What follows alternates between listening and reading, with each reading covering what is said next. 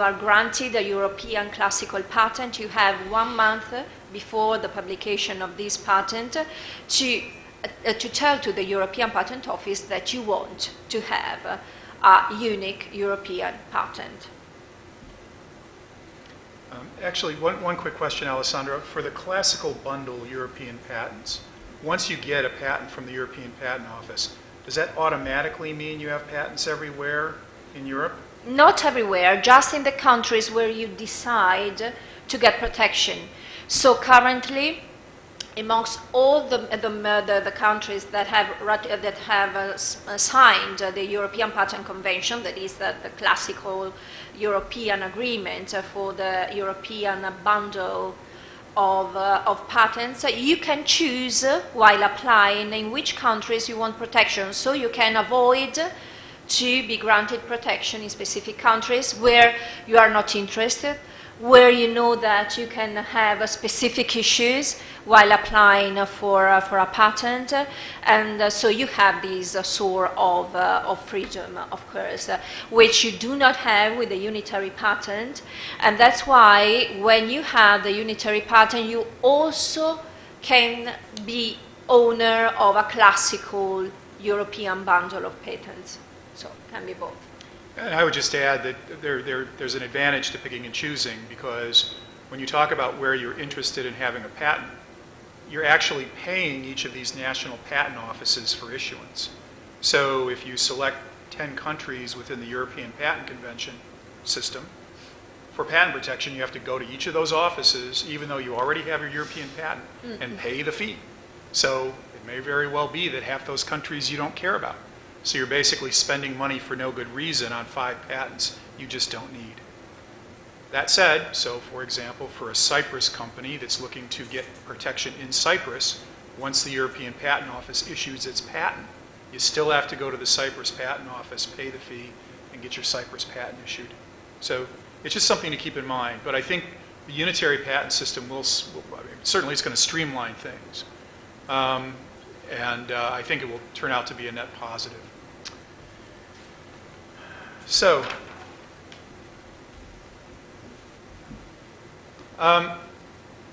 when you came in, you should have been given this thing, which is an example of a patent, although example is probably an overstatement because it is one of the shortest patents I've ever seen. Usually they're pages long. So anyway, the front page shows what looks to be a medieval torture device. So for those of you that think that patents only issue to really important things like medical devices or new semiconductors or something like that, this will show you that that's not necessarily the case. This thing is something you put over your face to keep you from eating. Now, the interesting thing about this, apart from the fact that I don't know of anybody that would actually use it, is that it issued in 1982 rather than 1882 or 1782, which I would have thought more temporally appropriate.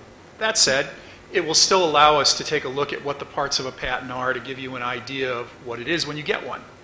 So you'll see at the top says United States patent and a number. Right up there. Oh, I guess it's not. So you got to look at this paper. 4344424. Now, a European patent would be effectively the same thing, but it would say European Patent Office, and it would have an EP number. It would be a different number, obviously. It is a different issued patent.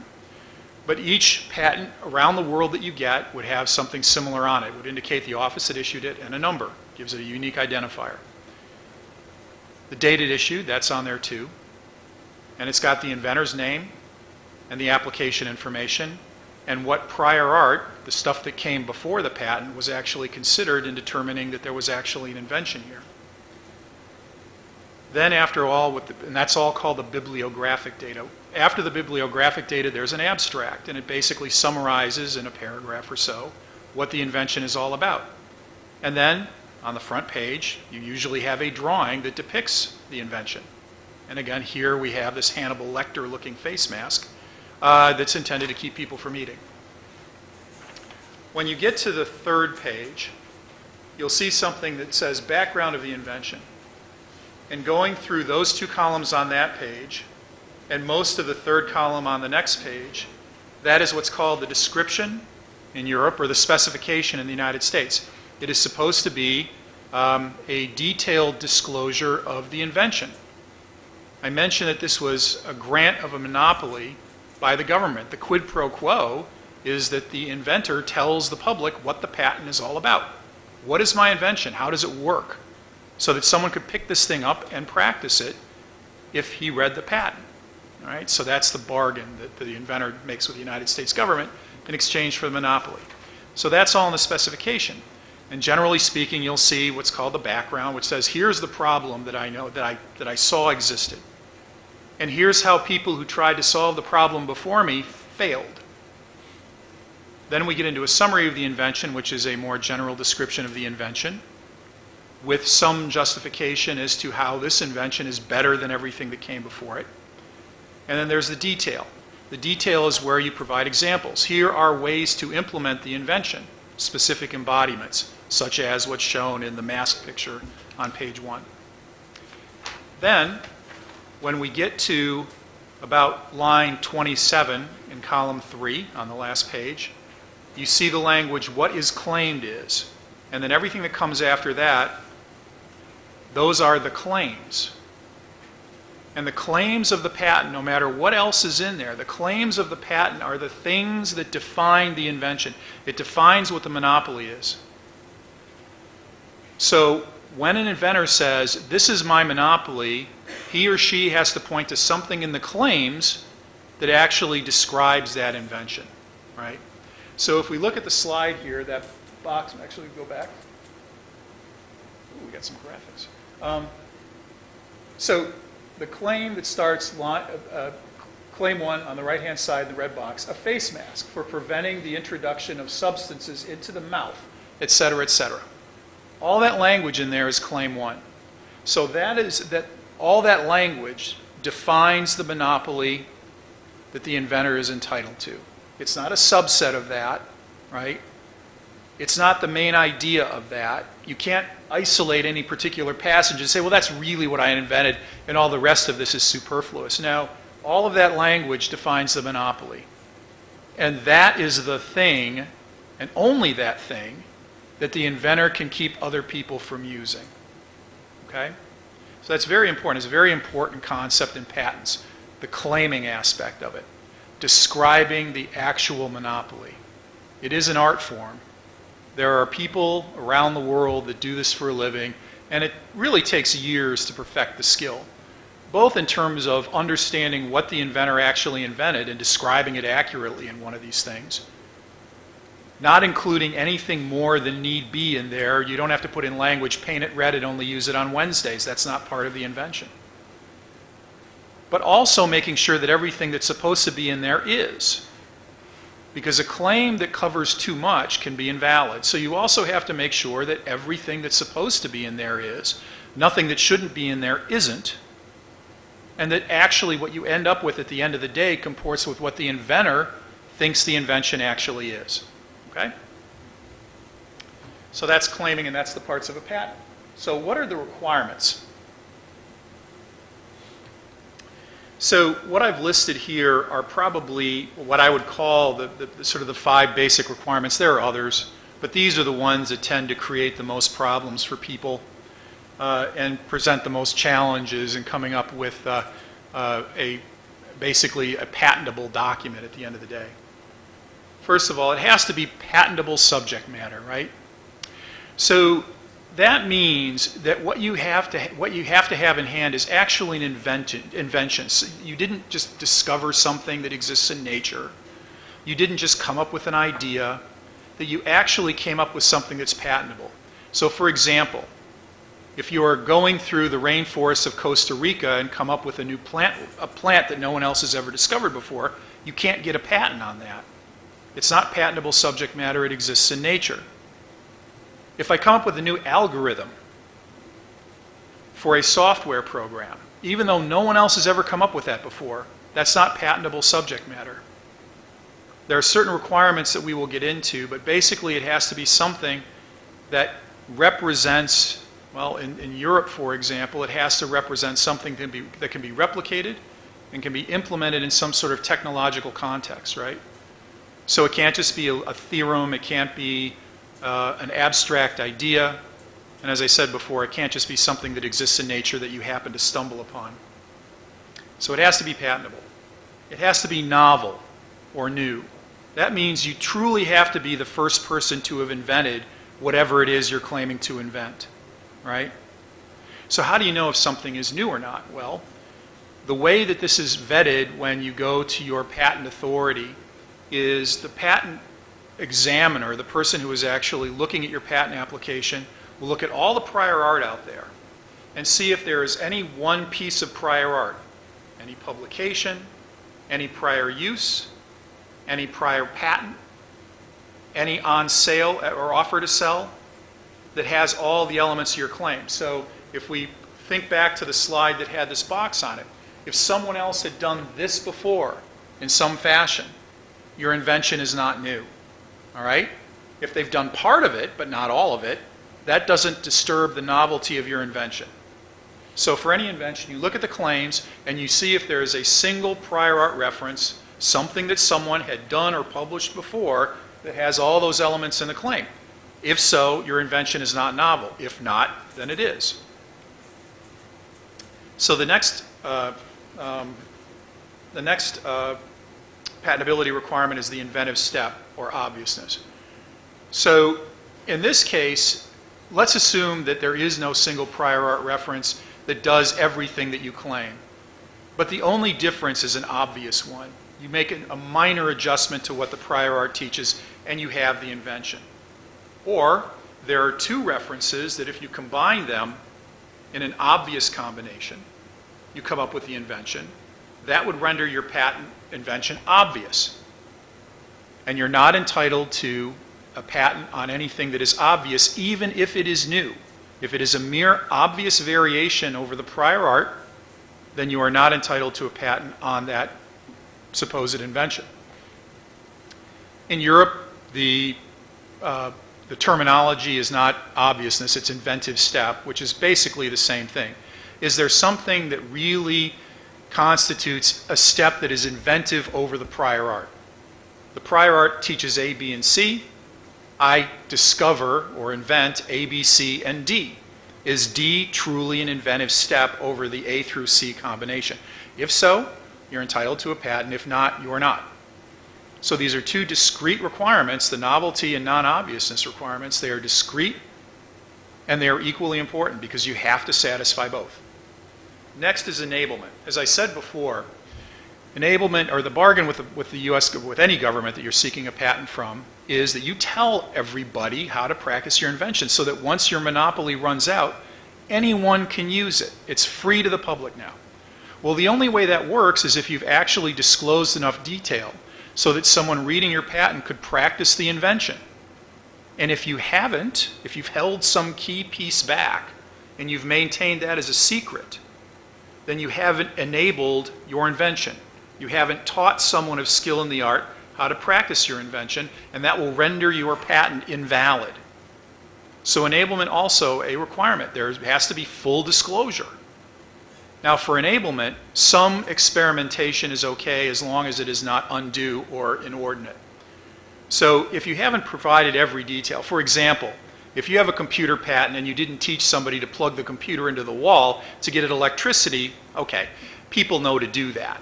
So leaving out that detail doesn't affect the enablement requirement, right? But if there's a particular semiconductor or semiconductor configuration that is required to make your computer invention work and you haven't disclosed that, now you've created a problem for yourself because what you're basically doing is making people go hunt around for the appropriate semiconductor device to make your invention work. That's going to require probably too much experimentation to satisfy the enablement requirement. So you have to fully disclose your invention so that people can use it once your patent expires. In the United States, we also have the concept of best mode. Best mode is basically a requirement that says that if you know of a better way to practice your invention than any other way, then you have to disclose that as well. All right? So basically, the notion there is, if I know there are 5 different ways of, or if I as the inventor know of 5 different ways, and I believe that one is the best, right? That one, I have to disclose in the specification or the disclosure, even if I don't disclose the other 4. And this is a subjective test. I could be wrong about it being the best mode, but as long as I subjectively believe that it is, that's all that's required. I have to disclose it. I have to tell people this is the best way of doing what I've invented. Now the next several slides basically repeat what I just said, but I wanted to highlight, I also want to give time for questions. I wanted to have Alessandra take a look at some of these slides and talk about how these issues are dealt with in Europe. Well, yes, I will address for now, for the time being, the issue of the patentability of software. I will start from what happens in Italy, because actually it's what happens also in Europe. I start from Italy because I come from there. I'm a lawyer in Milan, and what happens in Italy? In Italy happens what happens in Europe. That is to say that the possibility to protect a software is extremely limited, because according to European patent law, a computer program is not patentable unless specific exemptions are met. And the main exemption is that the computer program allows to reach a specific technical effect, which solve a specific technical problem in a non-obvious matter. The technical effect actually cannot be a normal technical functioning of a computer program, something that for a specific software is ordinary, but it has to solve a specific technical issue in an original and non-obvious way. This technical effect can relate to the functioning of the computer program, but its effect could also affect what is outside. That is to say, if the technical effect provides grants an improvement on, for instance, the industrial process that is governed or managed by the computer program, that is something that could be granted protection with a patent. In this way, the technical effect is not a technical effect that relates directly the functioning of the software, but the way the software allows you to manage, to govern an industrial process. That is interesting, even if we have to admit that it is not easy to obtain protection to software through a patent. So there are alternatives such copyright protection, which, however, we know it's very hard to obtain, or simply to keep it secret. So to keep it secret within your organization, and this would be an industrial or a trade secret. With all the uncertainty of the technical effect, these are the limits of the possibility of granting protection through patents to software. That is to say, extremely limited. And actually, before we leave that, so I just wanted to highlight just one more thing on this slide.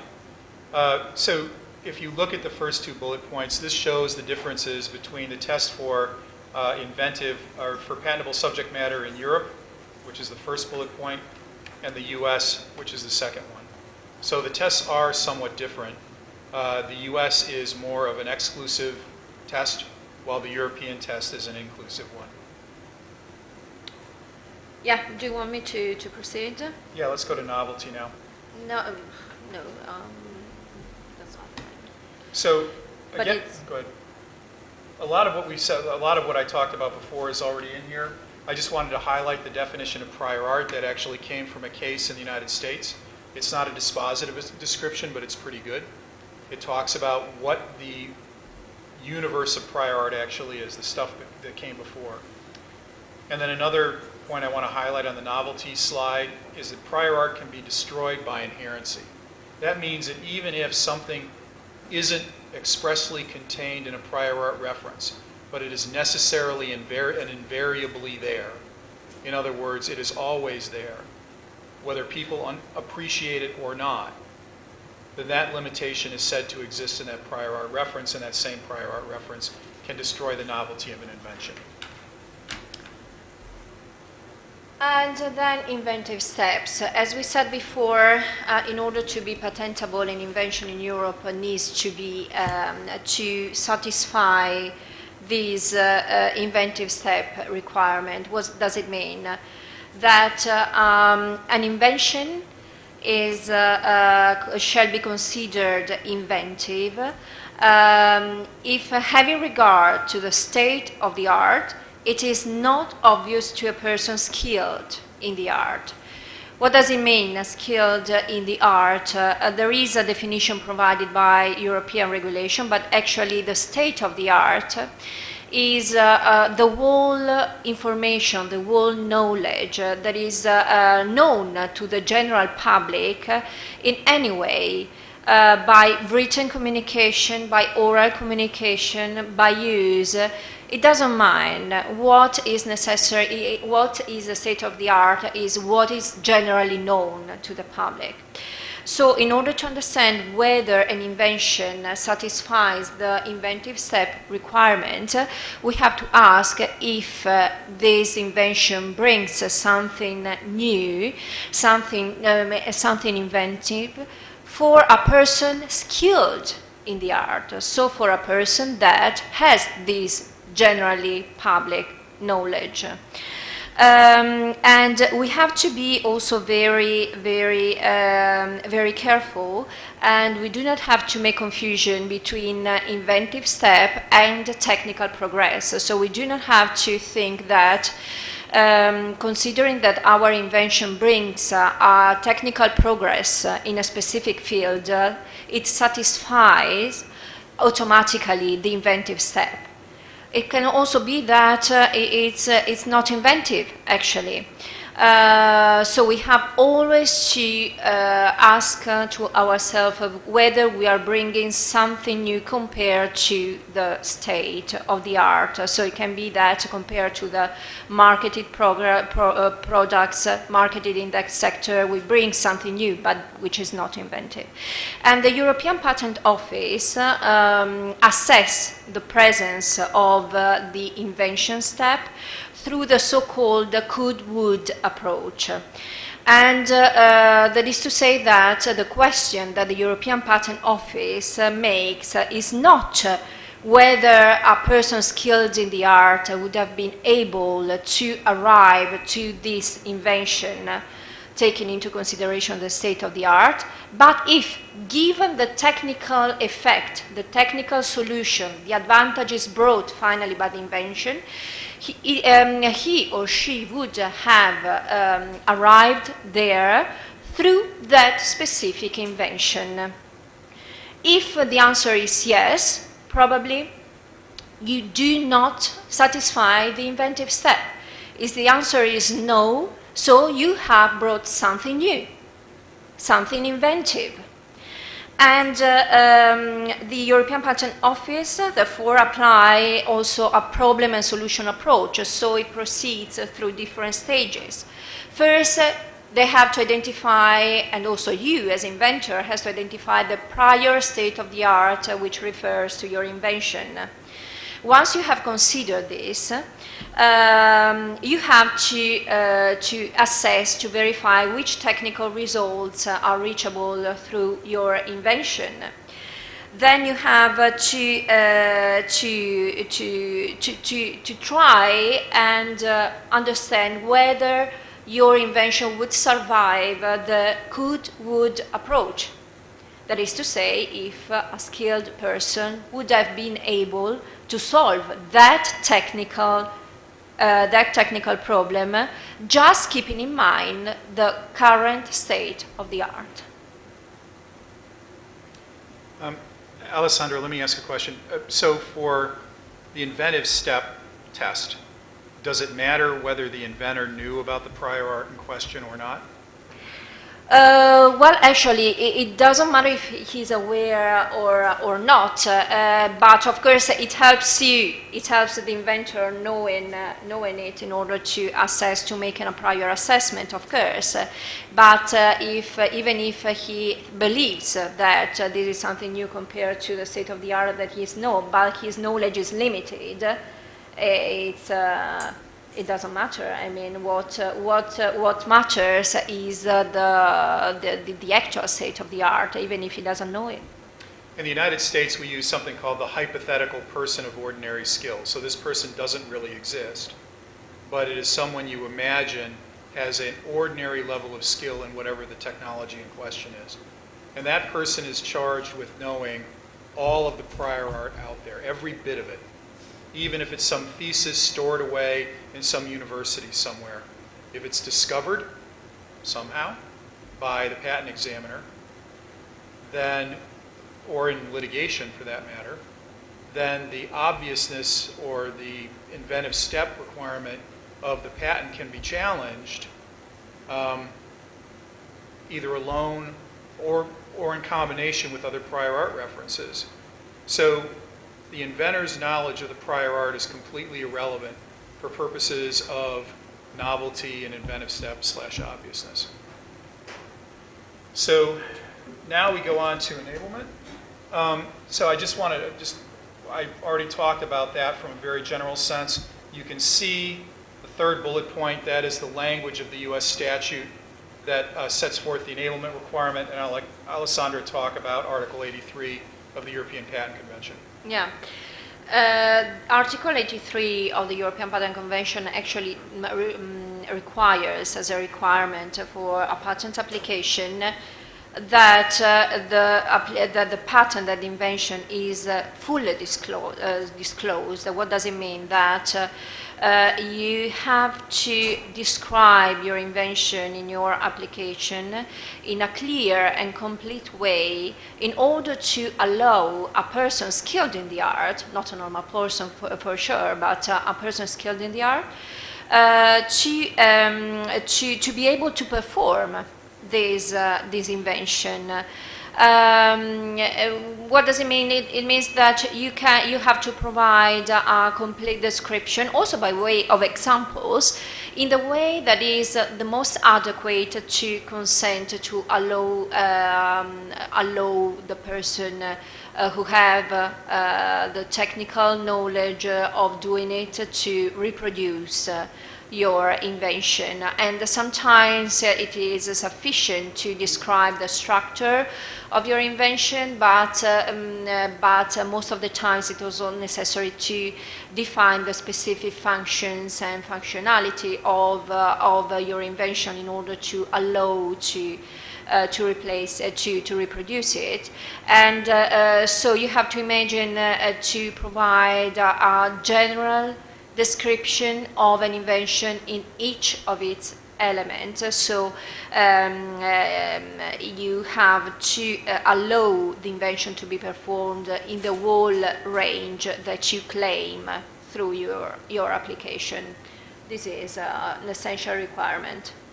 And I would say, you know, even though the United States decided to use more words than the European Patent Convention, we tend to do that, it's really the same requirement. Substantively, there's no difference. Yeah. And then lastly, best mode, and I should again reiterate that this is a requirement solely in the United States. Again, I would just say that it doesn't matter whether the inventor is right or wrong. It's a subjective test. If the inventor believes, even incorrectly, that something is the best way of practicing an invention, that has to be disclosed somewhere in the patent specification. And we see the language from Section 112 of the patent statute that says that the specification shall set forth the best mode contemplated by the inventor, not true or not, contemplated by the inventor or joint inventor of carrying out the invention. And again, the proper the test for disclosing best mode is subjective, right? So if the inventor says in a deposition in the United States, for example, I believe that the best way of doing this was by doing A, B, and C. A, B, and C, it better be in the specification somewhere, or else the patent won't satisfy the best mode requirement, and the patent will be rendered invalid. That's the end result of not satisfying this and the other 4 requirements that we're talking about. So that is pretty much the presentation on the basics of patentability. I hope we've left time for questions, and I hope there are some. Yes.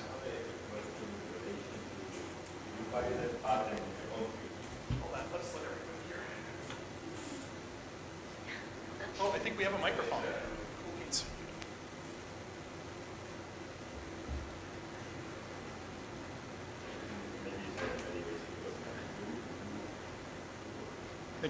Doesn't work. Should be a green light. No?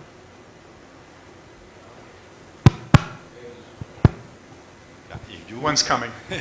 you file a patent in a country, it doesn't matter. Well, let's say, assume that you get the patent. In the rest of the country, this is already prior, constitute part of the prior of the art. So no one can patent in that the same thing in another country, or Including you. okay. So if you file for a patent in Cyprus and you get a patent issued, and then you wait a year, and more than a year, and you file somewhere else, your patent in Cyprus becomes prior art to your patent application everywhere else. So yes, that patent becomes part of the prior art for everybody. Okay, perfect. Thank you. Our presentation must have been extraordinarily clear. Yes. What about the? Maybe related to this. A patent filed in Cyprus and granted in Cyprus, that means that somebody in the US cannot produce the same object or invention, if we're talking about an object, or it can only be sold in Cyprus. Basically, the question is what happens if a patent granted in a country is copied from an entity in another country? Where is the infringement in this case? So if all I have is a Cyprus patent, and someone starts manufacturing the product in the United States, there's no infringement, right? Now, if that person manufactures in the United States but sells to Cyprus, then there's an act of infringement. Patents are territorial, so the only way you get a remedy is if you have patent protection in the place where the infringing act occurs. How can that be controlled? I mean, it's a free global trade world we're living in. Well, go ahead, sorry. No, sorry. There is not really, a control. It can be that you come to know it because by chance you come to know that someone is marketing a product containing an invention similar or equal to yours. But it can also happen that probably for a long time you do not discover this. So there is not a system actually, unless you adopt a system in order to get a sort of surveillance of the industrial property rights that are filed in other countries. But actually, if you have not seek protection in US, I do not see how you can have these sort of services functioning in the US. So the very first thing to do is to be very careful and understand where you want to have your protection granted, where you think that you are going to use this invention. And this is something that I know that it's difficult, but you should be able to think about it at the very early stages when you start thinking where to protect your invention. And in order to think about a global strategy of protection. That's right. I think the thing that you have to keep in mind is the distinction between the legal framework and the practical framework, right? Getting a patent, does give you the right to exclude others. Whether you know about the infringement or not is a separate issue. But I'm not sure, though, I understood your question about being able to monitor the global market. I mean, if someone's making a product in the United States, you may know about it, you may not, but it doesn't really matter if you don't have a patent there. And no amount of global monitoring is going to change that. So, your patent protection is one thing. The practicality of enforcing your patents, that's a completely different thing. Yes, go ahead.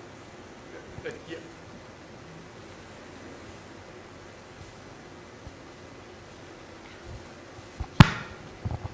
I just wanted to extend that because I think part of the confusion lies in the distinction between the legal as well as the commercial sides to this. The fact is that if you have filed a patent in Cyprus and you have sought protection and have been granted it in Cyprus, that becomes prior art, which if discovered will nullify any efforts to patent that in America. However, it does not nullify their efforts to commercially exploit the idea. Is that? That is absolutely Okay, right. That's so a very good I think that's the confusion, is that maybe they're mixing, these two different things. Yeah. Did everyone follow that? I mean, you don't, as I said, whether you have a patent or not is independent of whether you can practice the invention. So infringers, by definition, won't, well, they may have their own patent, but not on what the person asserting infringement has. So, yes, you can get a patent, not get a patent, practice, not practice, and those are all independent sort of notions. Yes, go ahead. Commercializing something doesn't require a patent? No. No, the vast majority of products out there have no patents on them. I mean, this pad of paper, this microphone may, my pen probably doesn't. So, I mean, all of these things, yes, there are 90% of the products out there have no patent coverage at all. Just extend the question to make sure that it's clear. The example you gave around the paper, if that's a US patent, Yes, and only US patent, yes, that gives me the right to produce the same thing in Cyprus without any patent correct. and sell it all over the world. Except the United States. Except the United States. No, it's a big decision where to file patent protection. Because if, in fact, you don't seek protection everywhere that your competitors are going to be, then there is a high likelihood that they will use your invention in that country and it will not be an act of infringement. George, you mentioned something about a year later it becomes prior art. Can you explain that a little more? Yeah, so, well, without getting into too much detail, there's typically a grace period between publication and patenting. So in other words, if you publish something, depending on the jurisdiction, that doesn't immediately destroy your patent rights. You may have a period of time, it's called the grace period, in which to go to the patent office and file a patent application, notwithstanding your prior publication, okay? I won't go into a lot of detail because it really is nation specific. But I will say this, it is never a good idea to publicly disclose an invention before you file the patent application on it, no matter what, because people can, miscalculate grace period dates, all sorts of things can happen. So before you publish, before you offer for sale, before you tell your best friend about an invention, file a patent application on it just to be sure that you don't lose your right to get a patent ever. Yes. Well, hello. My name is Nadia. I'm a lawyer, actually, representing Sonora and Inventor. We have quite a few difficulties registering patents here in Cyprus. There are a lot of different reasons for that. I think that's fine, thank you. So a lot of the times we look into the area of trade secrets. So since you're going into I don't know if you could just touch a little bit on that. Have your thoughts on how we can combine the two and in terms of strategy? So we, Obviously, we have a question. So, please. so suppose something is patented. How would you advise a patent holder to pay to it? Or actually, to do a secret or some sort of internal proprietary information? What are the assets of that? So it's 3:45, and I can tell you I did a presentation on this that took about 3 hours earlier this year. I will say that, so first of all, that is a topic we're talking about tomorrow, but very generally, there are advantages and disadvantages to trade secrets vis-a-vis patents. One of which is that you don't have to disclose it. You never lose your monopoly on it unless someone comes up with it independently. Because the one big difference between trade secrets and patents is patents protect against independent development. So if someone doesn't even know about your patent but comes up with the same invention, you can still sue for infringement, right? Trade secrets, that's not the case. If I have something that's a trade secret and I keep it as a secret, but someone else happens to come up with the same thing, they have the right to use that that technology. The question you have to ask yourself is, what's the likelihood that that's going to happen? So an example would be a neural network, right? What is the likelihood that someone is going to come up with my precise neural network for an AI platform? Chances are pretty remote. So there, if you maintain your neural network as a trade secret rather than as a patent, chances are there's going to be no independent derivation or independent invention, if you will, and your trade secret value will be maintained forever as long as you keep it a secret.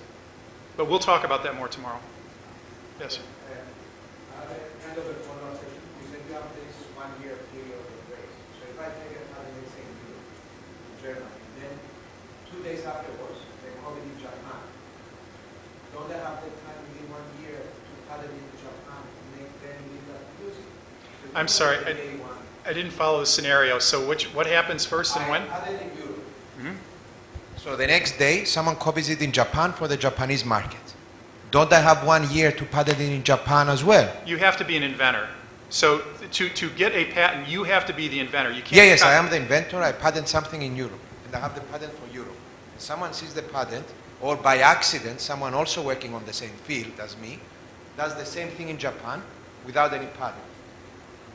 Don't I have 1 year in period to also patent in Japan and elsewhere?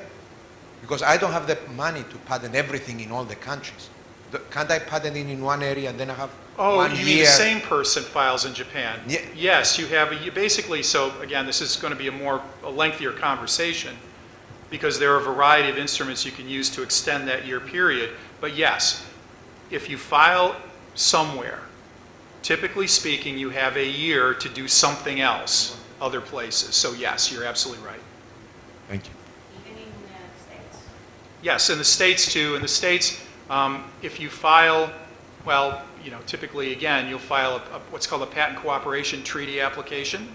And then you have, basically then, you've got the PCT 30-month period in which to file in the U.S. and everywhere else. So yes, the U.S. recognizes, because it's a signatory to the patent cooperation treaty, so you get that extra time to file in the U.S. if you filed somewhere else first. I know we're supposed to take a break. We're happy to answer more questions, or if you all just want to take a break now, it's up to you. Okay. We will see you back here in about a half hour.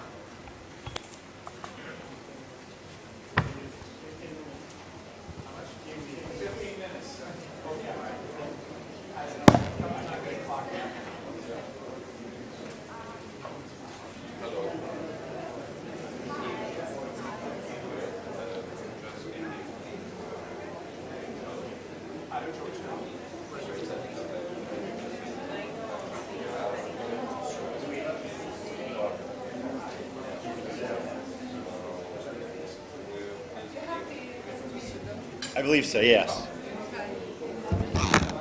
So you're organizing a whole event basically?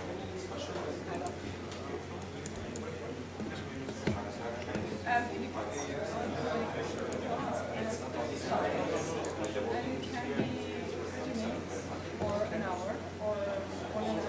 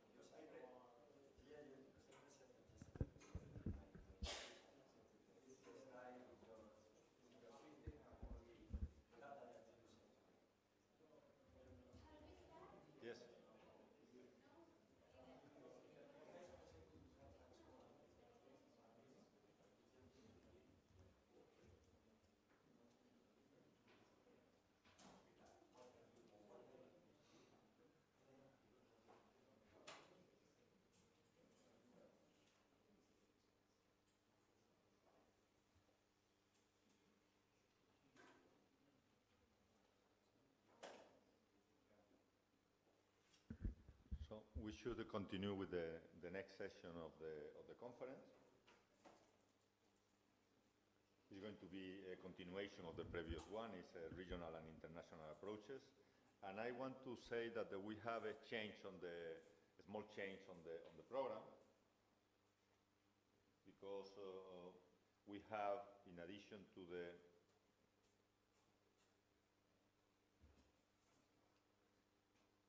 we have an additional presentation.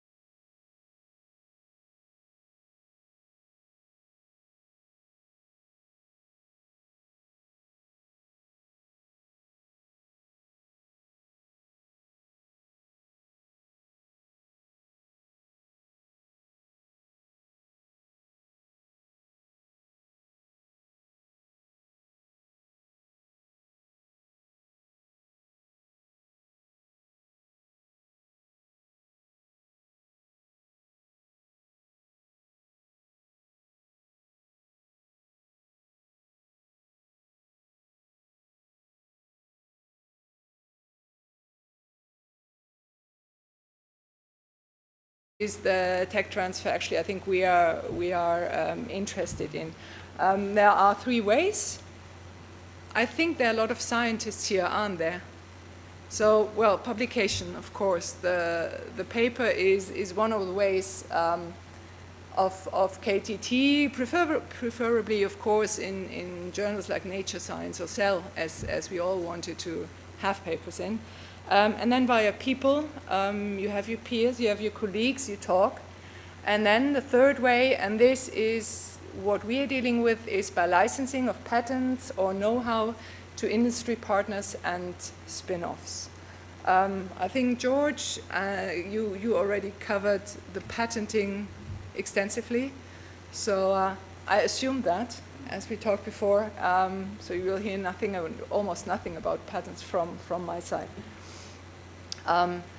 What we do in this third way I just mentioned, licensing to industry and to spin-offs, is of course a process. It's not just finishing the license agreement, it is a long process that actually starts with educating the scientists, educating them about patents, about when to publish, about grace periods, about all the stuff you already heard about. Then the next thing is to actually identify inventions. We go to the research institutions and then look for inventions. There are a lot of interesting ideas, and there are some inventions, and we assess the commercial potential. So not every invention that's actually an invention and could be patented has a certain commercial potential. So we assess that, and only if there is a certain economic value, we suggest that a patent application is made. The next thing is we support the patenting process. We are not patent lawyers ourselves, so we always try and use good patent law firms. We found that this is really crucial. Only if you have a strong patent, a good patent application, only then you can continue this whole process. Next thing is we manage the IP portfolios. Questions like where to file. Is it, for example, a good idea to file a patent in China, in Japan? Would we like to stay in Germany only? Would we only like to have a German patent, which rarely is the case? Normally we go international, all that kind of stuff, also together with patent law firms. We develop commercializing strategies, meaning who would be interested in that special kind of technologies? Are there companies that would like to get a license? Are there companies, is there industry that would like to collaborate in this field? Or is it a better idea to form an actual spin-off with this technology? We also develop projects, meaning we help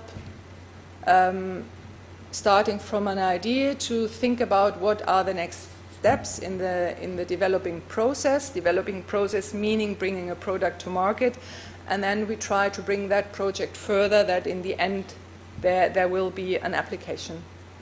We're checking IP in contract. We check IP in contracts. We found that sometimes when people work together, when there are collaborations, IP clauses can sometimes tend to be very one-sided. Let's put it like that. So we check those clauses.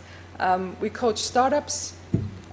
Quite often there are scientists from research institutions we work for, and they decide to form a startup. And there's a lot of administrative stuff, a lot of legal stuff, a lot of business decisions involved in this whole process, and we try to coach them here as well. Then we identify industry partners who might be interested in the technologies.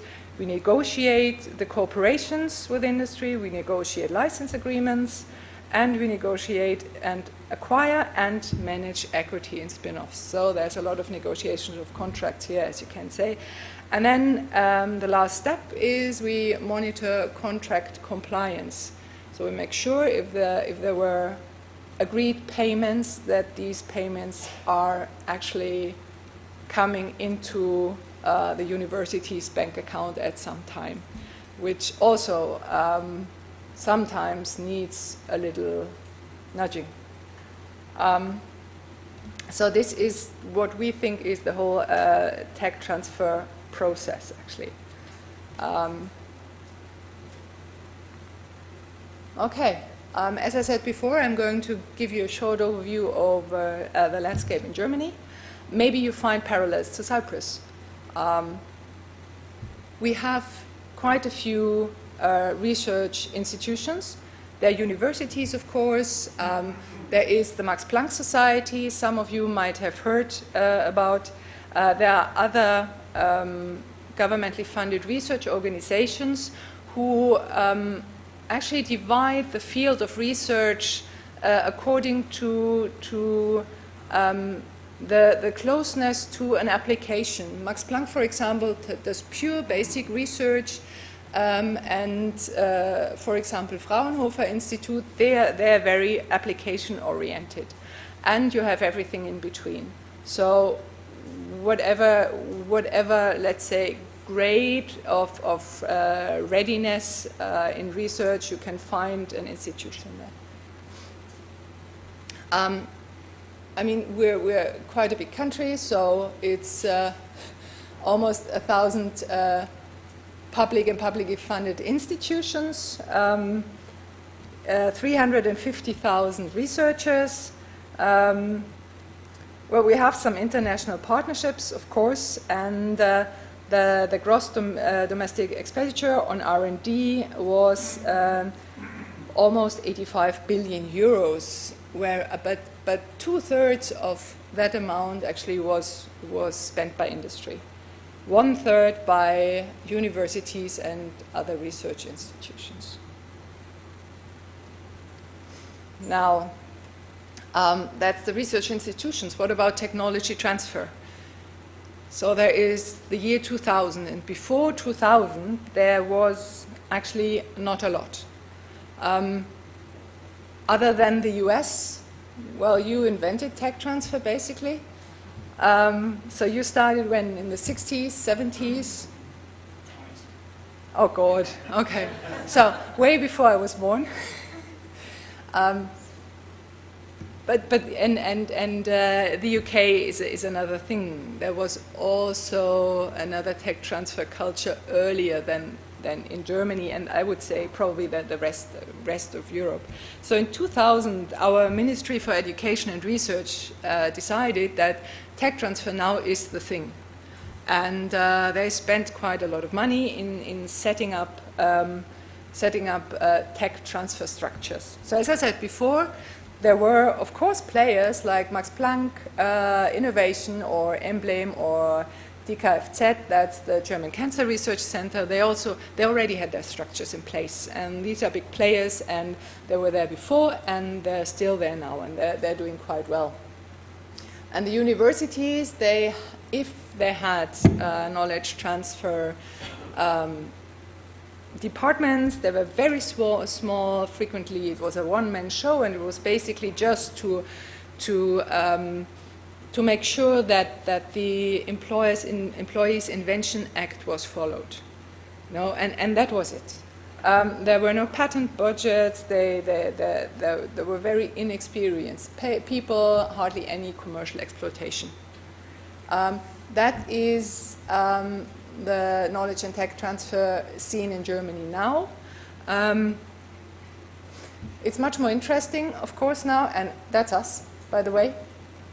As I said, the big ones are still there. There's Max Planck Innovation, there is the German Cancer Research Center, etc., etc. But in the last, 18 years, 19 years, a lot has changed. Some of these tech transfer offices or departments are successful, some aren't. Anya, how many are in a university Quite a few, quite a few. There are a few big ones, including us, which are external, and quite a few are still within university. However, the whole tech transfer scene, I would say, is now more professional than it was, because it became clear that people had to be educated and that you had to have a certain type of staff to actually make an impact, have an impact. So there are a few external ones, and the thing is now, for example, Max Planck Innovation. Actually, that's a very good question. Max Planck Innovation is an internal tech transfer organization. However, Max Planck Society, of course, is huge, and they have quite a lot of people and a lot to do, and they're immensely successful. I mean, but yeah, Max Planck Innovation also has quite a few Nobel Prize winners, of course. That is the same with MIT, for example. Now switching over to the US, MIT, I think, does not need an external tech transfer organization because, first of all, they're huge. They have, I don't know how many Nobel Prize winners, which is excellent when it comes to marketing, by the way, you know. They have a whole landscape around them. They're just VCs sitting. VCs are venture capitalists. That's people who give money to form companies, and they have this amazing environment where it is enough to have an internal tech transfer. I come to that to a point. One of the success factors, I think, is critical mass. I come to that in a minute. But yeah, you're right. So what we have the decentralized, we have different structures, centralized and decentralized structures. There are still the ones, the decentralized KTTs that are integrated at the University Institute. Max Planck is MIT, Fraunhofer Gesellschaft as well. They have their internal their tech transfer office, but again, they're huge. I don't know, Fraunhofer, it consists of I don't know how many institutes, and working closely with industry, so that's enough to do for a quite big office. And then there are regional structures, of course, and there that's us. We have a sectoral focus because we are focused on life science. So I'll come to that later as well. We are around 30 people, and except back office, IT, and legal, we all come from life science. Most of us are biologists. There are some chemists, one physicist, and biochemists. So we chose that sectoral focus because I think I have to understand the technology to actually do something with it, or to actually do tech transfer. If an engineer from an engineering department would come to me and explain me their invention or their idea, I would probably sit there and nod and smile and say something like, wow, it's interesting. I have no idea what you're talking about, but sure sounds interesting. So that's our approach to the whole thing. You know, you have to really understand what you're doing, and you have to have an idea about what else is there. I wouldn't want to compare myself or my colleagues in any way to you scientists. I was a scientist long ago, but these days are gone. You know, now I need the actual scientists to explain their science to me, but still I can understand. And I wouldn't be able to do that with engineering or energy, for example. So, yeah, we are a subsidiary of a foundation, which means all the profit we make goes back to research. So any profit we make, we give to the foundation, and scientists can apply for a grant. But that's just a side note. Have you already covered that? Because that was something when we started our work in 2001. We were founded in 2001, so shortly after that before and after thing. What we frequently heard when we suggested patenting was, nah, it's a waste of time, it will delay my publication. Now you guys come with all your strange ideas about IP and stuff, and it will ruin my industry cooperation, and it will only cost extra work for me and my postdocs and PhD students, so go away. You know, it was really... But I think that changed over the last 18 years. Now most scientists, I think, they see inventions as valuable assets, and they see that the protection and the exploitation of IP is really the thing, is really important. Because in the end, and that's what I believe in, that if research is funded by the people, by tax money, in the end you should at least try and bring something back to, for the benefit of the society. Okay, what can you do? Have you talked about that, George? No. Okay, so if you want to publish something, you mentioned if something is published, then novelty is destroyed most of the time. And the US has a grace period, which is a nice thing to have. Europe does not have a grace period. So you publish it and novelty is gone and you will not get a patent in Europe. That's it, it's over. So if you have publication screening, for example, or if you have a tech transfer officer, see them and just discuss your idea with them, and they will hopefully guide you whether a patent application makes sense. The same, don't trust your peers, because if an invention is interesting scientifically but not commercially, everyone is fine. But once you have an invention where real money comes in, you can bet on the fact that someone is going to try and take at least a chunk of the money away from you.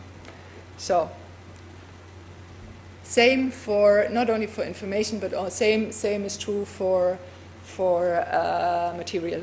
Don't give away material without thinking first. I know the professor where I made my PhD, where I did my PhD, she was the one saying everyone goes away for free to everyone. What happened, someone else made quite a lot of money with an invention or an idea or material she actually developed. It was way back in the last millennium, but yeah. Okay, if you want to start a collaboration, I think I already talked about that. Secure existing and future IP and know-how. Don't trust, I shouldn't say don't trust industry, there are a lot of good guys out there. So, but be aware that that you might want to check the IP clauses in your collaboration agreements. Okay, now, successful technology transfer. What do I think, or what do we think that it actually needs? The most important thing is support by the research institute or the university.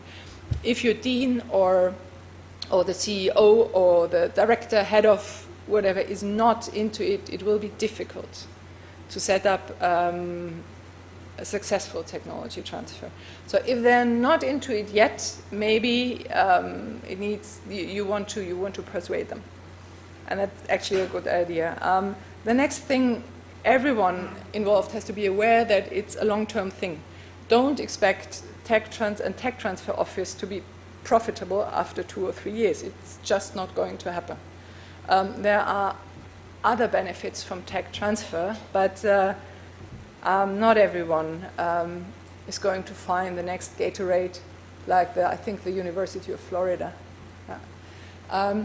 You need professional TT personnel, because they have to be able to talk to industry partners and have some experience and some knowledge that they are actually viewed as equals.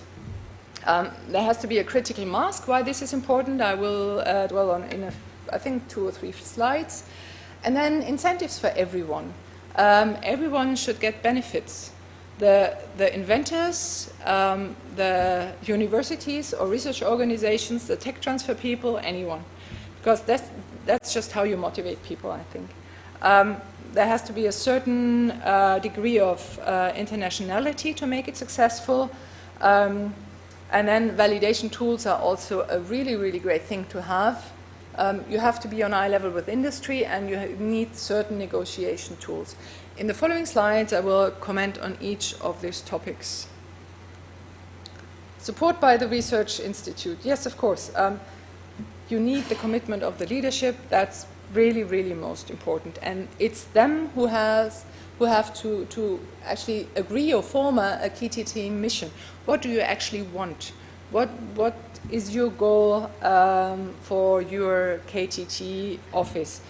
Do you want to bring projects into application, or do you want to strengthen regional structures, attract more good scientists, or create jobs? Would you like to show competence? In Germany, for example, all the research institutions, they are evaluated, I think once every 3 or 4 years. And number of patents and number of KTT agreements is certainly one of the checkpoints they are asked. And it's not considered beneficial if there are no patents and no, for example, licensing agreements. Would you like to support cooperation with industry? Would you like to create revenue? So you have to form a mission, and then according to that mission, you have to set up your KTT. That includes, also that has to come from the Research Institute and the industry. That has to include a patent budget, a budget for the office itself, and then there have to be certain IP rules and policies. In Germany, we have the Employees Invention Act, which in the end means that if a patent is commercialized or IP is commercialized, an inventor gets, or the inventors get a share of 30% of everything that comes in. I have no idea how the situation is in Cyprus, so maybe you want to comment on later or now. So that's an important thing, I think. You have to introduce spin-off regulations. For example, if a scientist leaves the university to form a spin-off, can he or she come back? And does the university hold equity in such spin-off? And then maybe it's a good idea to pool resources. I'll come to critical mass later. You heard that quite a lot, and this is one of the key success factors, I think. As you can see, the university or research institutions, they have to know that technology transfer will not make a university rich, and it will not create substantial revenues in the first 5 years or 10 years. It may take 20 years until there is some revenue stream coming back, and until then you have to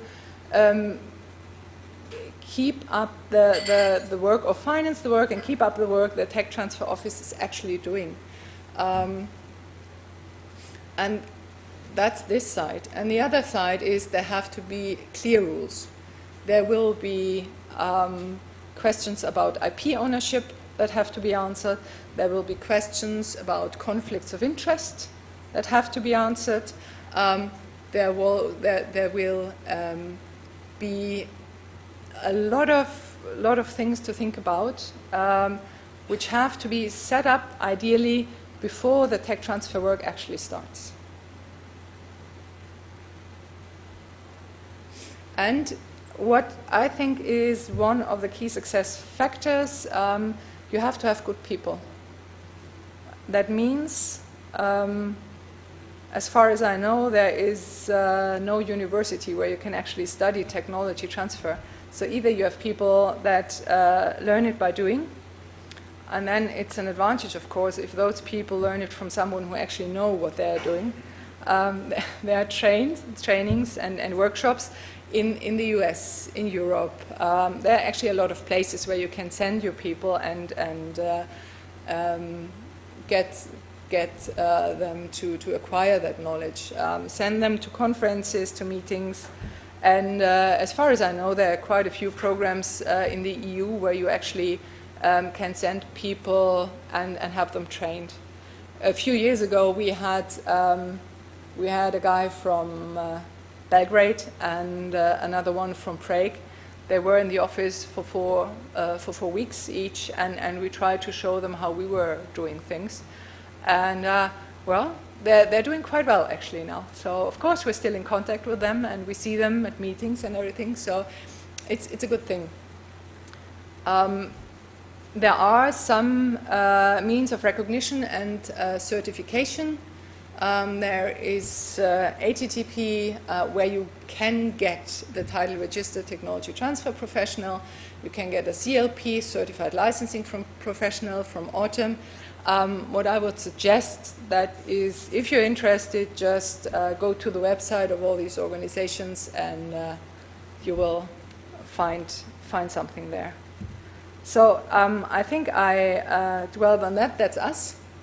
We're 30 people. We have all a background in biology and natural sciences. Quite a few have industry experience. We have lawyers, which is, unless, of course, you work together with an external law firm, which is important, because I read a lot of contracts already, but still every contract we check goes through our legal department, just to make sure. It's just too complicated, at least for my taste. And with that many people, 30, you can have different roles. You can afford, as a big tech transfer office, you can afford, for example, to have legal experts. You can afford to have an industry liaison manager. That's a colleague of mine, and she goes to all the important meetings, which means that she knows all the guys from industry, and not only by name, but from sharing a few beers or whatever and dancing the night away at some parties. And that's a whole different level of knowing someone, of course. I mean, I don't have to tell you, right? And that means if she contacts, let's say, the guy from Pfizer or Bayer or Roche or whatever, they actually know her. And that also means that they will have maybe a closer look at that technology. And that means she can give them a call and ask for their opinion about something. And that's really extremely a valuable thing to have. But if you're only a one-man show or a two-man show, first of all, you probably don't have the funds to attend all the meetings. And secondly, you cannot afford to have one person traveling the place the whole time. So, as in other areas, size matters. We believe that there is a certain critical mass you have to be visible to industry. I had a guy know a guy he used to work for MSD. That's a big pharma company. And he was responsible, he was the tech scout for Germany, Austria, Switzerland, France, Eastern Europe, and I think Israel. And he once said to me, I can't visit every university, it's impossible. I go to meetings and I meet people there, but with you guys, I send you a wish list, and that's what they do. I send you a wish list of all the technologies we want this year, because this changes from year to year. And then I've got so much covered already. No, it's in terms of scientists and research budget and institutions. And then I have a few other contacts like Max Planck Innovation, and then whole Max Planck Society is covered as well. And that is the thing he does. He says, I cannot go to every university. We were talking about Germany then. I cannot go to this university and this university and this university. I need 3 years in 1 year time to do all that. So the next thing, of course, is what you can do with a bigger size. You can create portfolios. very often you have one invention, and industry would say, yeah, well, theoretically it's in our field of interest, but it's actually not that much. But if you have similar inventions or inventions that complement each other from other research institutions, you can pool them, and industry is quite happy with that, for example. And then, yeah, I mentioned that before, effective use of resources. So, what next? Yeah, that's the critical mass we have. It's 26 institutes, 5,000 scientists, 500 patent families. As you can see, it's quite a lot. And if a company sends us a wish list of things they want, we send them some technology offers. We always can send them some technology offers back. That's our partners. As you can see, all the big names are there. And that's also another thing about critical mass. If they did a deal with you once and were happy, the next deal you do with them is going to be much easier because some trust is already there. And that's also that's also valuable. Critical mass also facilitates the effective use of resources. There are databases. Some of them are free, most of them are not there. We use a patent database that costs a lot. We use another database, Global Data it's called, when you search for deals, deal terms, reports about diseases, etc., and that costs a fortune. It's worth it, but it's really expensive, so we couldn't do that as a one or two man show. And we even set up our own event. It's only 2 days, but it's a very nice thing. We have lots of people from biopharmaceutical industry, venture capitalists, industry experts. It's a lovely event, but it's some people, it's a team of 2 or 3 people, and they're busy for a month setting that up. And no one can do that with a team of 5 people in total, because then you are an event management organization and not a tech transfer office. So really that's also a thing with critical mass. And if you have this critical mass, you have a higher chance for valuable deals. That's actually the deals we done so far. And it wouldn't have worked with fewer people. So that's a nice example from last year, which I think has all the good things of tech transfer in it.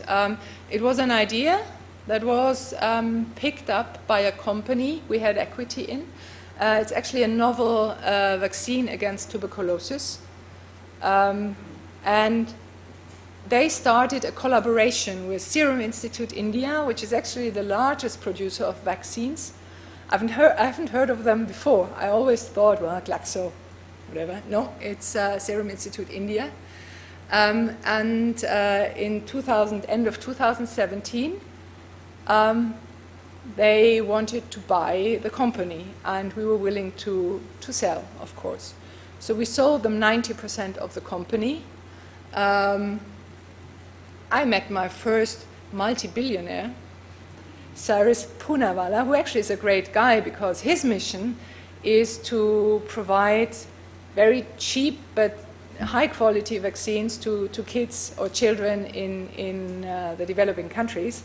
So that was an amazing thing. Yeah, we sold our stake, well, 90% were sold. The HZI, which is the Helmholtz Center for Infectious Research, they still have a stake in the company, and now they have a very nice contact and collaboration with Serum Institute India. As you can see, really everyone benefited from this deal. Not all are like that, but if you give a talk, of course, you pick the nice ones, don't you? So what next? Yeah, critical mass. Yeah, we have to be close to our customers. That's we have 7 offices to be close to the scientists and be able to talk to them on a regular basis. I have to say it was easier to come to Cyprus from Munich than to go somewhere here for me. but there are other offices who don't have a problem accessing those research institutions. And then, as I said, incentives is very important. The scientist ideally gets a lot of money and recognition, of course.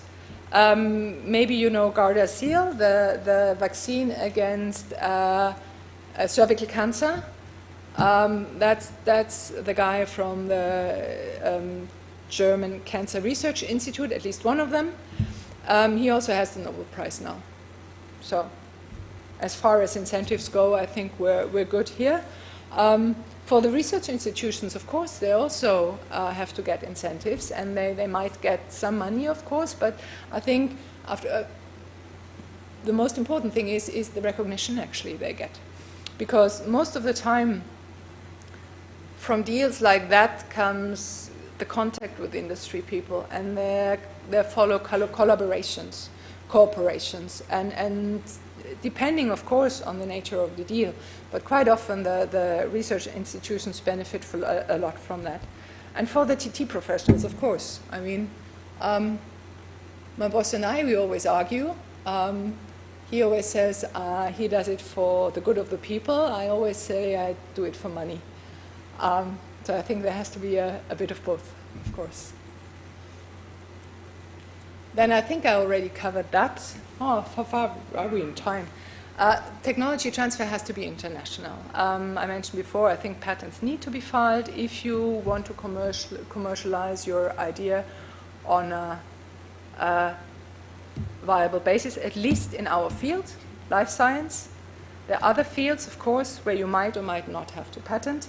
George would probably be the better person to ask that. And then we're always asked by our government, why don't you license to German companies?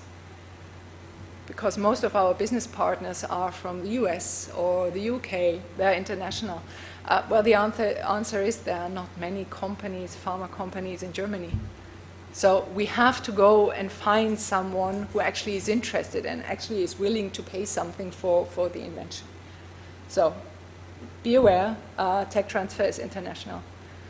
Which also means that your tech transfer people should have a certain knowledge of English, which at least in Germany is not always the case.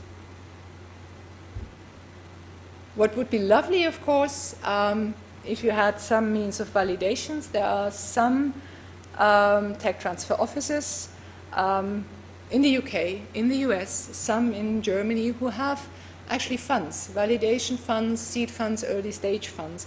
And you're very lucky if you have something like that in Cyprus. That's really, you're right. That's really a great asset to tech transfer, because I think you're facing the same problem like us. Industry quite often says your technology is too early. And with a fund, with a seed fund, you actually have the possibility to develop it just that little step further that it needs to actually become interesting for industry. So what else? You have to be on eye level with industry, and that comes with knowledge and experience. When I started in the job, I was quite intimidated by all these industry guys. And they came to the table, 3, 4 people, and then 1 or 2 lawyers, and it was quite something. Now I'm not impressed anymore.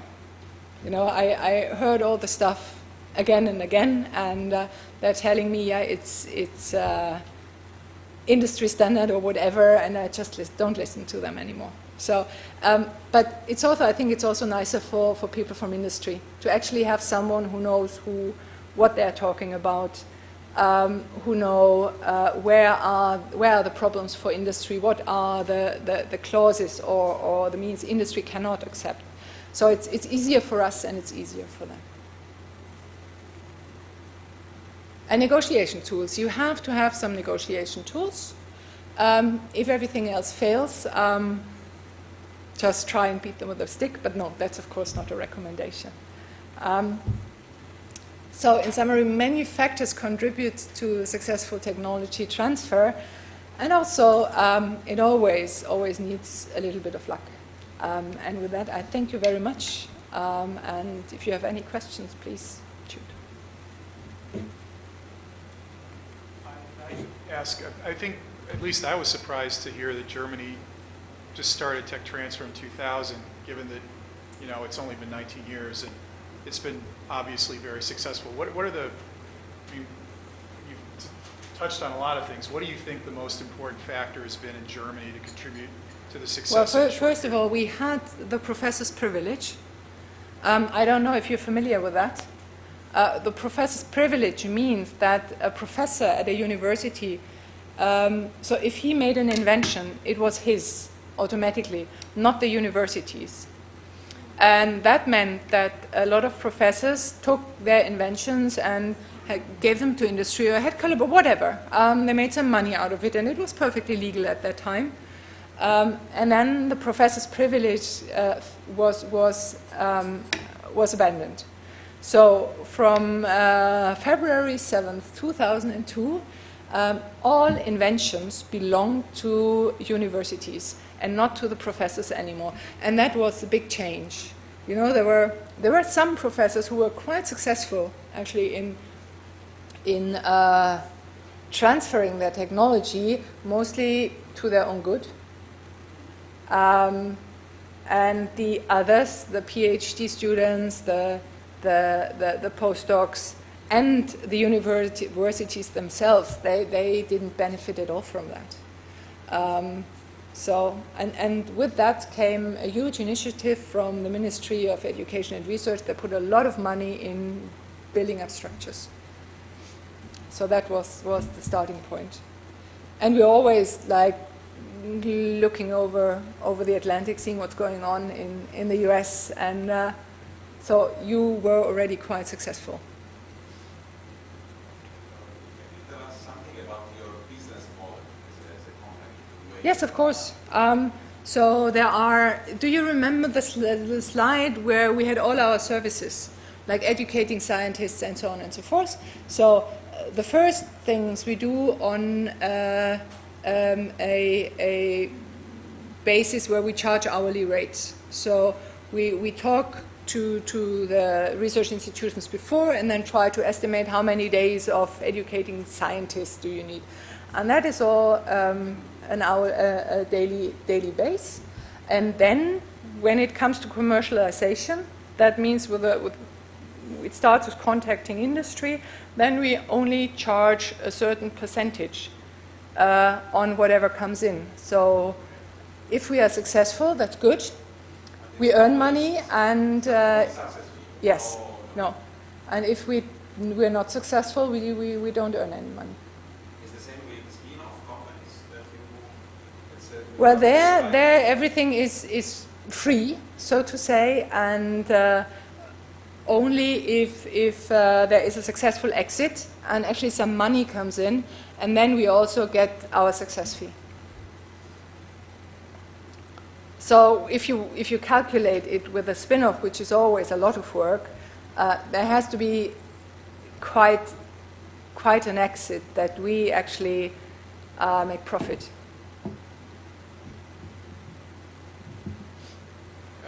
You mentioned your sectoral limitation is life science. Do you also have a geographic limitation to Germany? No. So we work for guys in Norway, in Austria, in Spain. I think that, no wait, Turkey, 1 or 2 projects, but that's just starting. And I don't know if I covered everything, because that's Susanne's area. But I think that's the countries. I mean, it would be difficult to go to countries like China, because that's really a long way to go. But Europe at least is fine. As I said, I mean, it's easier to come here than to go to Göttingen.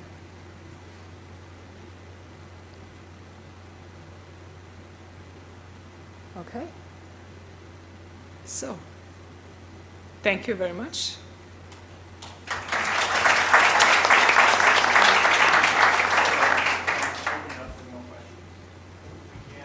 It's up to you guys.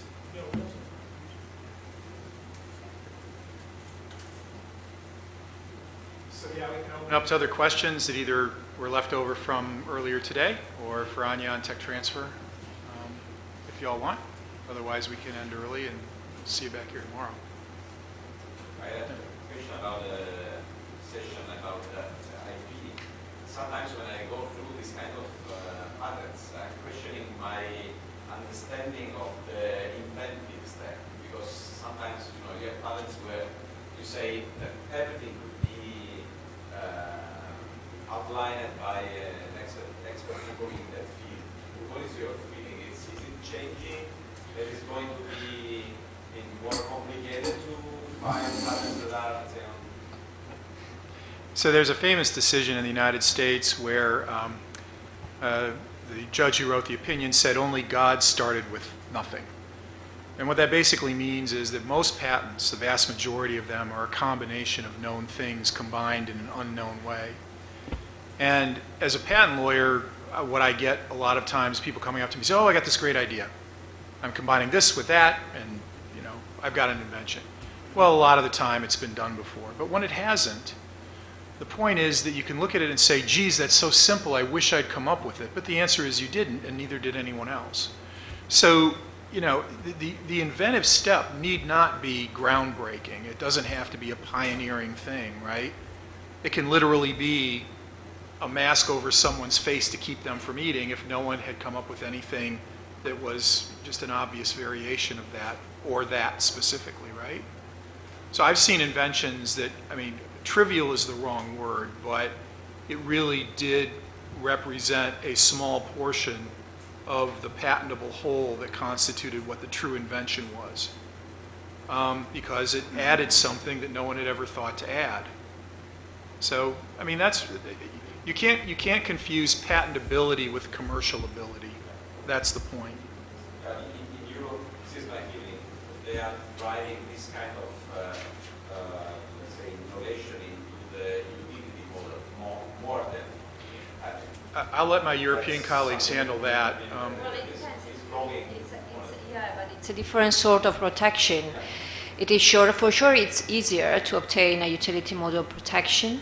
It's a shorter protection because it's just for half of the time, if not less, if it's design protection, whatever. But it depends also on the purpose, on what you want to protect, and on how much you think your invention is actually patentable. What's not patentable probably can be object of a utility model, but not always. Not always. So it also depends on the nature of the sector. If it's something that that will need, it's obviously more, it's easier to protect a utility model than a patent. But given the shorter time of protection, you have also to evaluate the degree of, let's say, of development, of technological development of the sector you're working in. So in order to understand whether the period of protection of utility model is okay with the type of invention that you want to protect. So, I imagine, Anya, in life sciences, the advances tend to be more significant as a general rule than maybe in sort of mechanical inventions or electrical or something along those lines. Well, I have to say I still struggle with the inventive step. So as do we all. I always call one of the patent lawyers I know, asking them, is this inventive or not? So, and sometimes I also think what you just said, really? That's inventive? So yeah, I struggle with that. But yeah, sometimes, what we all hope for, of course, in life science is a totally new compound that ideally is isolated from a bacterium or fungus somewhere that has never been described before. That's lovely, and which can cure cancer. That's what we want. But unfortunately, quite often we also only get modifications, and then I do struggle as well. I have one question in relation to the patent officers and the behavior, etc. I have several occasions in which we were working in a research center, we were developing some technology for a company, and then the company said, look, we found that there is a patent on this, what you're doing. And then we were surprised because the patent, let's say, was in 1996, and the paper that we were following was 1950. We knew that there was a patent in 1957 and about the same topic, and we didn't understood how this thing was patented. This is one example. Another example is very recently, like 5 years ago, I saw a company, a solar company, patenting how to optimize the position of heliostat in the heliostat field. And they said, well, this patent covers not just this procedure that we are promoting, but any procedure that you can think of. For And this- positioning? Yeah, for positioning the heliostat. Oh, And everything. This a third patent. We were working. I was the director of the Plataforma Solar de Almería. We were building a parabolic trough collector, and we have a big consortium. And then a company from another country arrived there and said, "You cannot do anything with parabolic trough because we have the patents of the concept of parabolic trough." And we knew that there were parabolic trough built in the 1800 in the Universal Exposition I think in El Cairo. So how this could happen? Because the patents were there and you can read it and you can get amused. What did you do? How this happened and what can you do about it?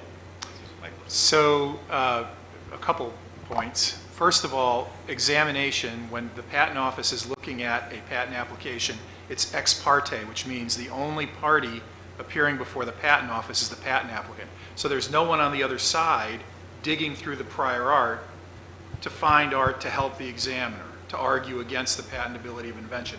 That happens afterwards, right? That's a nullity proceeding or an opposition proceeding or an invalidity challenge in the United States, whatever it is called. So during the prosecution of the application, the inventor the inventor and the applicant are the only two people that are dealing with one another. The inventor and the examiner, rather. So it's very possible the examiner will miss prior art, just miss it, because he or she is human. And I know in the United States that examiners, we actually talked about this with the folks at the registrar's office today here, examiners are evaluated on an annual basis on a quota system, which means their performance marks go up the more events they handle. So, a rejection or allowance counts the same no matter how comprehensive the prior art search is that they do. Now, that said, I do believe that examiners try to do their best, but given the short amount of time they have, given they are just one person, rather than maybe 10 or 12 people sifting through the prior art when it becomes important to do so, that probably explains the vast majority of instances where you might find a patent from 1950 or a publication from 1950 that renders a patent issued in 1996 invalid. It happens, and it happens a lot.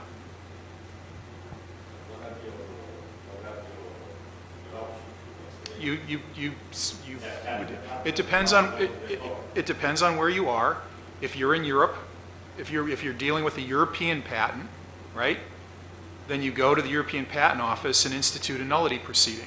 You're saying you, European Patent Office, made a mistake in issuing this patent. Here's the prior art that proves it, and then the European Patent Office will consider the validity, and if you prove your case, will invalidate the patent. In the United States, what ends up happening, well, we now have something called inter partes review, where a party can bring a challenge to a patent's validity before the Patent Trial and Appeal Board. And then an administrative law judge panel decides whether you're right or wrong. Okay? And it's taking a fresh look at an issued patent.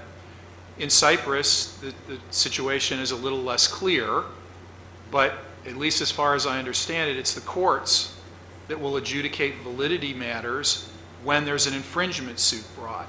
So if you are charged with infringement of a patent that you believe is invalid rather, you can bring the prior art to the court's attention, and if you're right, you win. And depending on what you want to do, maybe just make the guys aware about this publication and say, well, want to do a collaboration instead. So we don't make it public. We'll keep it to ourselves. So, a very specific question. Submitted patent application, with a number of claims, 15 claims. A year or so later, the response comes from the valuation. Out of the 15 claims, 2 are not accepted.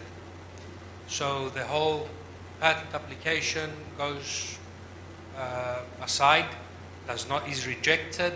Is it a strategy to remove the claims that were not accepted and What did they do with the, resubmit? what did they do with the remainder of the claims? Nothing. The response was that claim 15 and 20, whatever, are not accepted. Sorry, do you mind if I ask what patent office this was? US. Now that, okay, I'd have to take a look at the office action, but that's not the way it works. Claims in the United States, the validity is evaluated on a claim-by-claim basis. So if you have claim 1 that says A, B, C, and D, claim 2 says claim 1 plus E, which is the way claims are drafted there, right? So you keep adding things. Then if they say claim 1 is invalid, that doesn't speak to whether claim 2 is invalid. That doesn't, as a matter of fact, you've narrowed it so it's harder to invalidate it, right? In other words, if prior art reference teaches A, B, C, and D, you've added E in claim 2. If that reference they use to invalidate it doesn't have element E, it doesn't affect the patentability of claim 2 unless that's just an obvious addition. So there would have to be some finding that says all of the claims are invalid. If it doesn't say that, I've just never seen an office action that didn't address all the claims. There has to be some adjudication, otherwise your other claims are in limbo. But yes, but to your specific question, you know, an easy answer is to remove the claims that are invalid and proceed on the ones that the patent office didn't find invalidating prior art. You have to resubmit the patent application from the beginning. No, you can just file an amendment. You can file an amendment withdrawing claims. And if in the meantime something has been published, Doesn't matter. You get your priority date of your original application.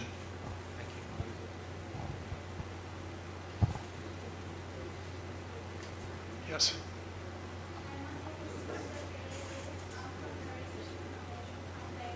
The national agency supporting research and innovation in Cyprus. So the foundation is in the process at this moment to set up a central technology transfer office because there are no fully operational technology transfer offices in Cyprus.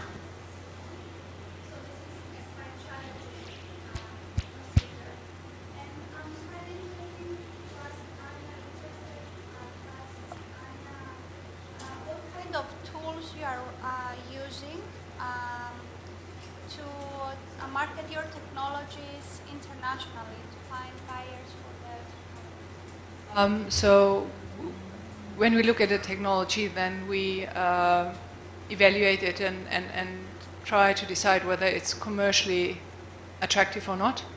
If it is, a patent application is filed, and we write a tech offer, a technology offer. That's a one-pager, 1 or 2 pages, which is published on our website.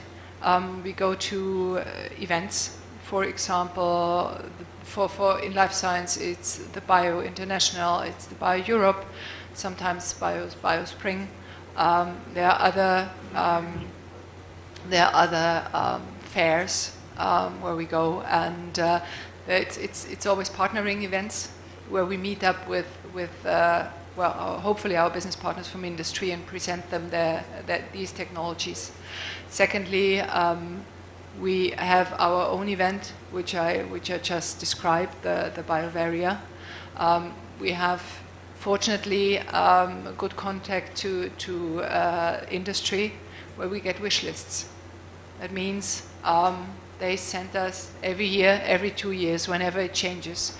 We get lists from them that say we are interested, for example, in cancer. Cancer, we only want to see like early stage or this stage in pancreatic cancer and leukemias, for example. So, and then we have this portfolio of 500 technologies or patent applications, where we then screen all those technologies and send them to the industry partners. Also, we know from some what they're always interested in. So whenever something new comes in, we send them this tech offer. That's basically the tools we use. Okay.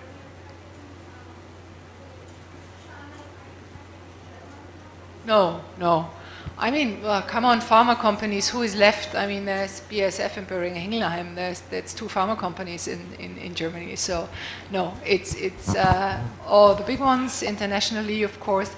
And we also have quite an extensive network now with biotech companies. So, mid-sized companies. And I just want to follow up on the BioVaria conference. It's something I attended this past year. I would recommend any institution in the life sciences area that has sort of commercialization opportunity for research to look at attending. So what ended up happening there was a hall where a number of universities came with a poster display of all their available technologies. And it gave access to a number of different technology scouts all in one room to the various technologies that were there. And for example, a guy that we both know named Jörg Neblein, who is the technology scout from Bayer, regularly attends these things. It's his job. So he goes from conference to conference, basically looking for technologies to license in. These are the kinds of contexts that Anya's talking about that I think are indispensable if you're really trying to get a critical mass of commercial activities going on. Are those poster boards, those are already patented technologies, though, right? Yes, well, I would hope so. but yes, theoretically, I think you guys even tell them, right? Don't say such things. That's our nightmare. So basically, yes, the Yes. notion is that they all have an application on file at the very least, if not an issued patent. I mean, we do commercialize non-patented technologies, which is mice and antibodies for research use only. I have another question. It's in relation to if you know that there is a patent and you want to act on this, and I was at least when I was working on these things in Spain, I had the understanding with some lawyers there that if the person that has, or the entity that has applied for the patent has not act on the patent for 5 years or for a given period, you can request a license. Is that the case? Alessandra is going to be talking about that precise issue tomorrow. I just will say that in the United States we don't have that, but she's going to be addressing the compulsory license issue from the European standpoint tomorrow. But that is a thing. Yes.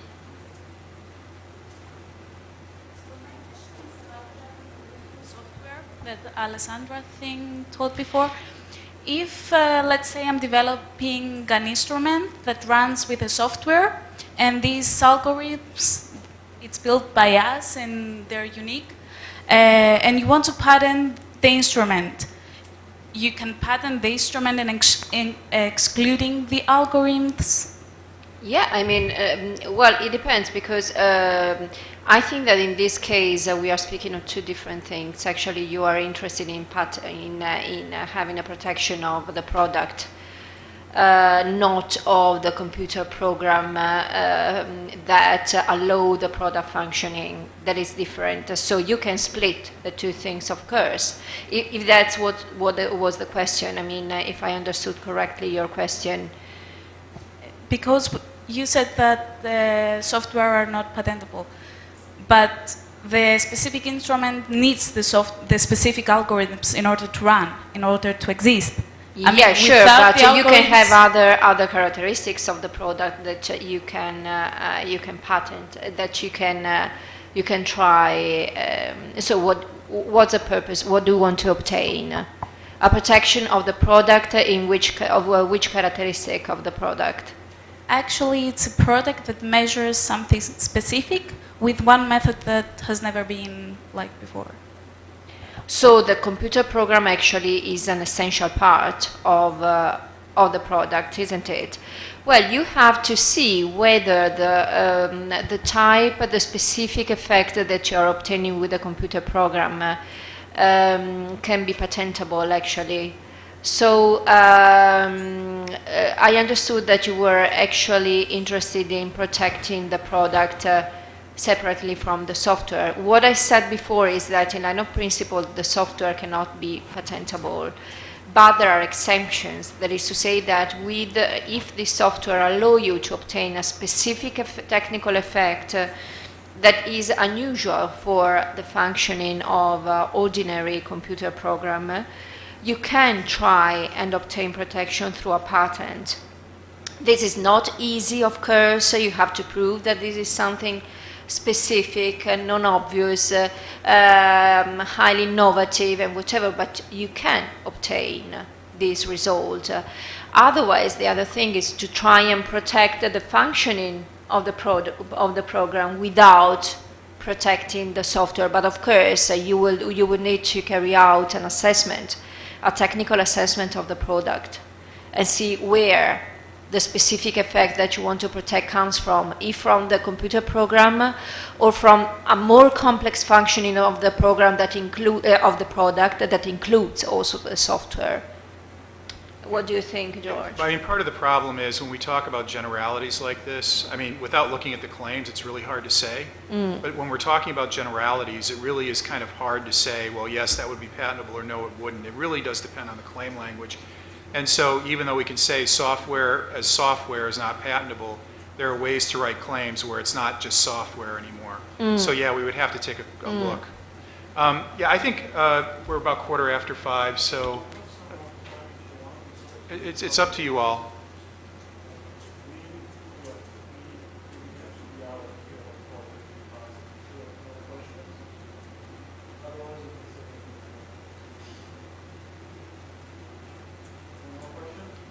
All right, well, thank you all very much. We appreciate the attention.